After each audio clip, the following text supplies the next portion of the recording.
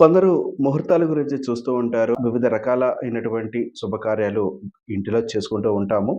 అట్టి కార్యక్రమాల గురించి అయ్యుండొచ్చు. లేదా షాప్ ఓపెనింగ్ అయ్యుండొచ్చు.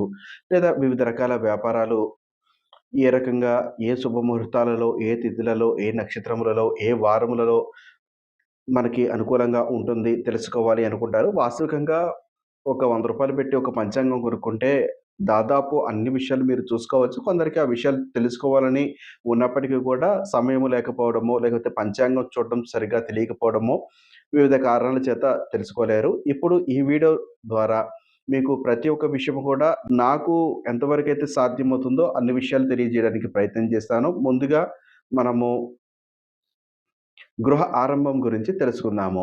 గృహ ఆరంభం చేయడానికి తిథులు విషయానికొస్తే 2, 3, 5, 7, 10, 11, 13, 15 తిథులను మీరు మంచిగా తీసుకోవచ్చు.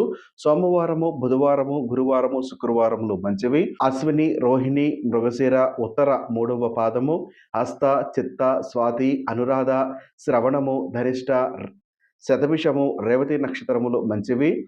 లగ్నానికి వస్తే వృషభము, మిథునము, సింహము, కన్య, వృశ్చికము, కుంభము, మీన లగ్నములు మంచివి. ఇక్కడ ఇంకో విషయం ఏమిటంటే అష్టమ శుద్ధి చూసుకొని తదుపరి ఒక మంచి ముహూర్తము నిర్ణయం చేసుకోవాలి.